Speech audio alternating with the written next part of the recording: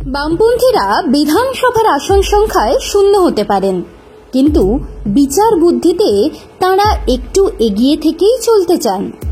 তাই মিশন 2026 বিধানসভা নির্বাচন নিয়ে পারমুটেশন কম্বিনেশন তৈরি শুরু হয়ে গিয়েছে সিপিআইএম এর অন্দরে। তখন মুখ্যমন্ত্রী হননি মমতা ব্যানার্জি, বিরোধী দলনেত্রীর ভূমিকায় ধারাবাহিকভাবে সাফল্যের মধ্যে রয়েছে বামফ্রন্ট। মাস্টার মাইন্ড যে সিপিআইএম বলাই বাহুল্য। সেই সময় মমতা তুলেছিলেন এক বিচিত্র অভিযোগ, বলতেন সায়েন্টিফিক রিগিং করে জিতছে বামেরা। সেই সময় বামপন্থী বা খোলাখুলি বললে সিপিআইএম রিগিং করত কিনা তা প্রমাণ সাপেক্ষ বিষয়। তবে ভোটের দিনের টেকনিক্যাল যুদ্ধে সিপিআইএম নেতৃত্ব যে বেশ পটু ছিল তা রাজনৈতিক মহলের বড় অংশই মেনে নেয়।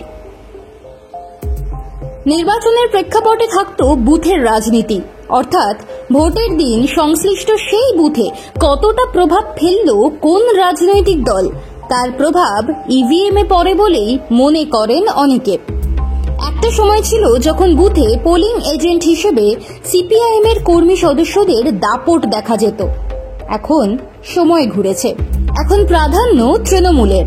বিরোধী দলের তকমাও নেই সিপিআইএম এর। তবে লাল পার্টির সিনিয়র নেতারা ভোটের রাজনীতি সম্পর্কে ওয়াকিবহল। অভিজ্ঞ নেতাদের মধ্যে সিপিআইএম এর রাজ্য সম্পাদক মোহাম্মদ সেলিম যে অগ্রগণ্য একথা বলতে দ্বিধা নেই। সিপিআইএম এর আগামী লক্ষ্যের কথা বলতে গিয়ে সেই সেলিমের গলাতেই একবার শুনে গিয়েছিল বুথ থেকে ভূত তাড়াতে হবে। অর্থাৎ কিনা বিরোধীরা বুথ দখল করে সাধারণ মানুষকে ভোট দেওয়া থেকে বঞ্চিত করেছেন। সেই মানুষদের ইভিএম পর্যন্ত নিয়ে আসার চ্যালেঞ্জ নেবে সিপিআইএম। সেলিমের কথার এমন ব্যাখ্যাই করছে রাজনৈতিক মহলের একটা বড় অংশ। সামনে উপনির্বাচন নদিয়ার কালীগঞ্জে, যেখানে নিজেরা প্রার্থী না দিয়ে সিপিআইএম সমর্থন করেছে তাদের জোট সঙ্গী কংগ্রেসকে। যে স্ট্র্যাটেজিকে ভোটের বাজারে অত্যন্ত কুশলী পদক্ষেপ বলেই দাবি করছে সিপিআইএম নেতৃত্ব।